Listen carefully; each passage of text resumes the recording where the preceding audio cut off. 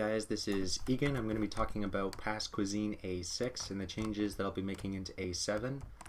I guess I'd like to say that I sent out an email to the TF team defining some specifics that I'd like to see about a TF outline entity, so we don't have to hackily parent a beach ball onto the pastime ball, like an invisible beach ball onto the pastime ball, so we can get that circular outline on it.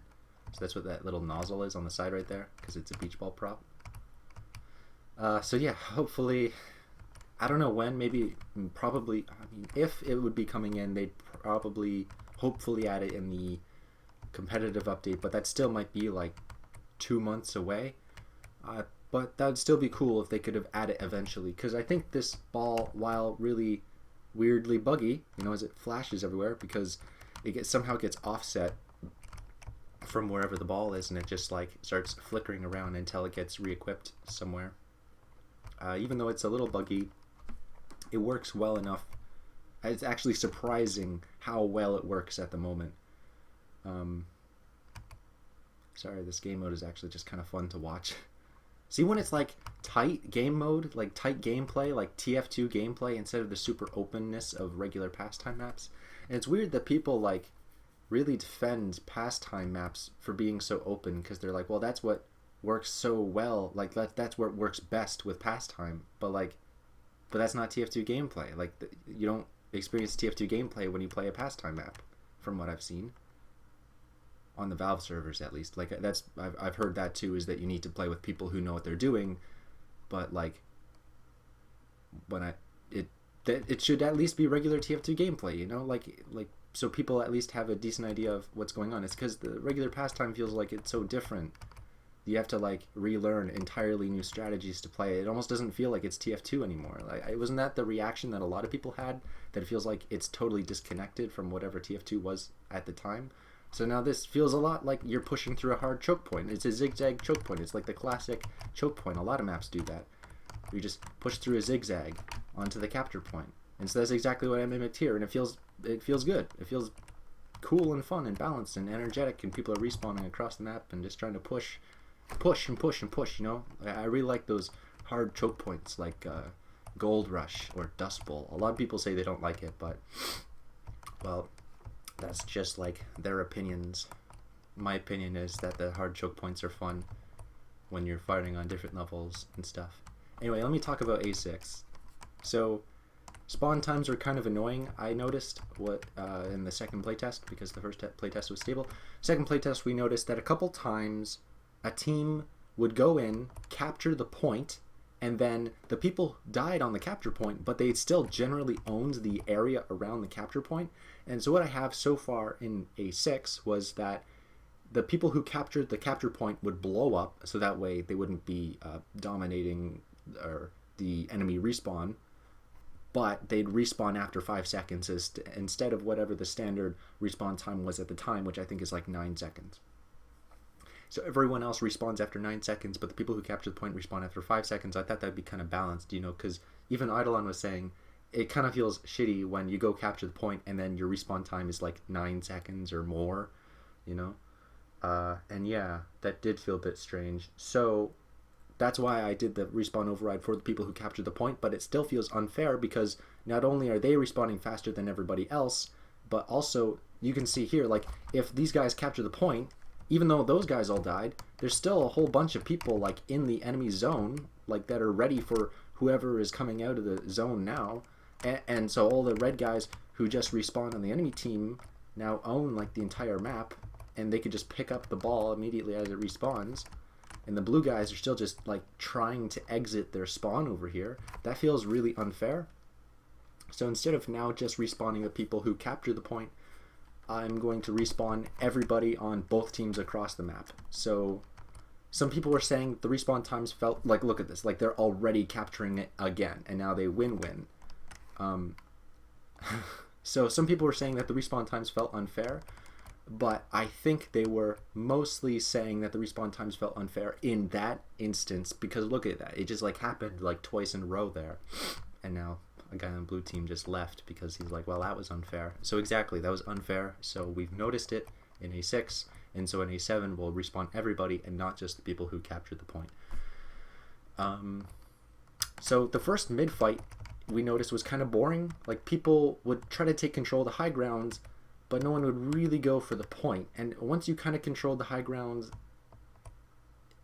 then, you know, people would control the ball eventually, and then the actual game would begin. But for that first, like, sorry, I just drank some energy drink, and I'm burping a lot. But the first fight was a little awkward.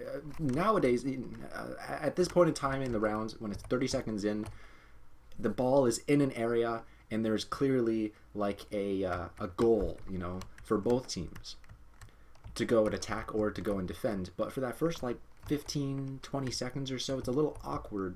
So in A7, what I've done is I've knocked out this window, and you'll see when I show you, but it almost feels like that could be overpowered, knocking out the window, because you could like spam through it or even into the area.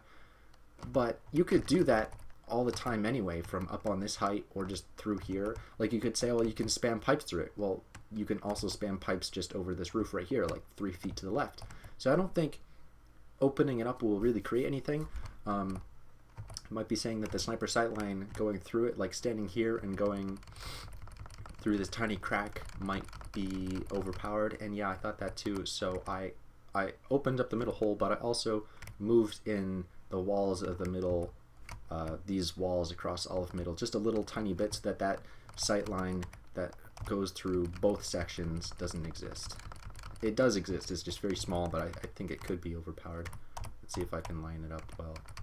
It's just like, just through here. Anyway, I fixed that in A7. Also, people are saying that it's sometimes difficult to see that this route up here exists. So in A7, I've made this a grate, just so you can see that it's a route more. I might eventually put like a blue arrow up there, or just some other generic sort of blue industry sign or something, just so you see through the grate that there's like a sign up there, and then that catches your attention long enough that you go, oh, me, like consciousness, there is a route up here, you know, just so people consciously realize it, or at least for a second. Oh, and then lastly, I noticed that there was a bug in A6. Wow, look at that outline, just jumping around and stuff. Where is the ball? Where is the ball? Exactly, where's the ball? Oh, it's up there. Jeez. Yeah, we definitely need that outline entity. Well, we don't definitely. It's, look, like, it's stable enough in most cases that it's not too bad, but it would be nice if we had had that outline entity. Okay, so the last bug was that you could go to capture the point, and then right at the last second, toss the ball out of the zone. I made a video about it, so actually, I just made a video about it, so it's up right now, and you can go see it. It's maybe in the related videos, I don't know. Where you would go capture the point, and when you capture the point, it enables the goal zone that allows you to score the goal immediately.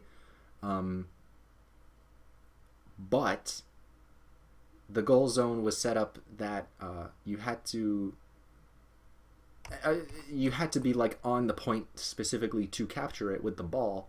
But if you at the very last second threw the ball away from the capture zone, then it wouldn't capture it because you weren't holding it or whatever.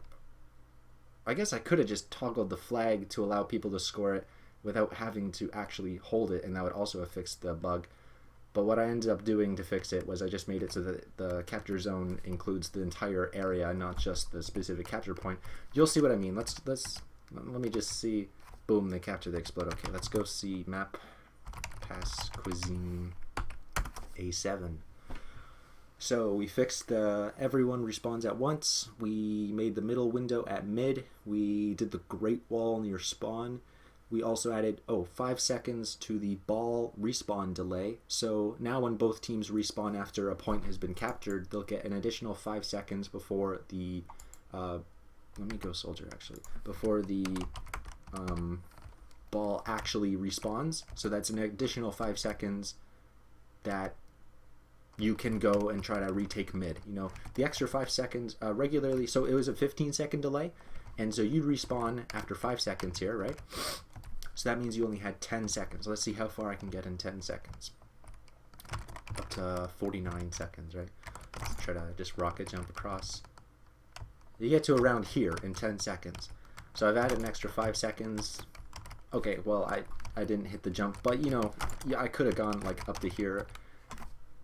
Instead of me just getting to here, I can get to here, is what I should have showed, but my rocket jump failed. So here's the window that's open.